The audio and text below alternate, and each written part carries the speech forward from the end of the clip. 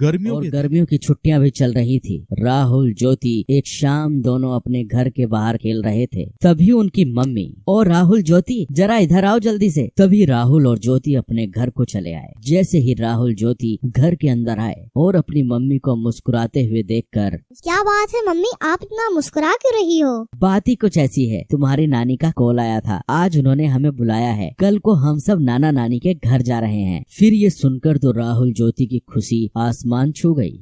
चलो पैकिंग शुरू कर देते हैं, नाना नानी के गांव चलते हैं और एंजॉय करते हैं।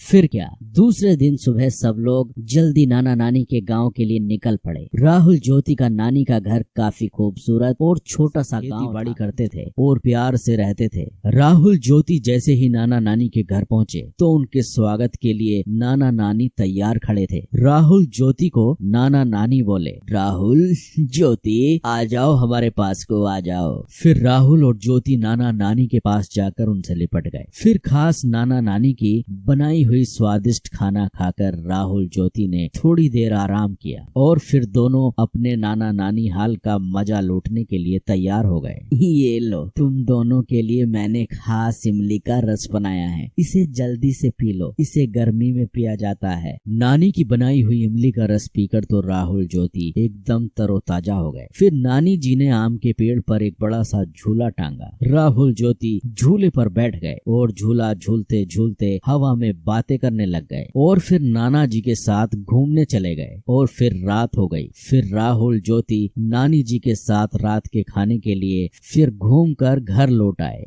नानी जी, मैं आपके हाथों से खाऊंगा। नानी मुझे भी खिलाओ ना। ये सुनकर नानी जी हंसने लगी। ठीक है, मैं तुम दोनों को अपने हाथों से खिलाती हूँ। फिर क्या, राहुल ज्योति ने नानी के हाथ से पेट भरकर खाना खाया और खाना खाने के बाद सब लोग सोने की तैयारी करने लगे और फिर राहुल ज्योति को गर्मी महसूस होने लगी। नानी जी, घर के अंदर कितनी गर्मी महसूस हो रही है, पंखा भी गर्म हवा फेंक रहा है, आपके घर में एसी भी नहीं है। हमें तो एसी की आदत है, अब तो हमें रात भर नींद नहीं आएगी। यह सुनकर नाना नानी के साथ सब लोग हंसने लगे। यह देखकर राहुल और ज्योति ज्यादा कंफ्यूज हो गए।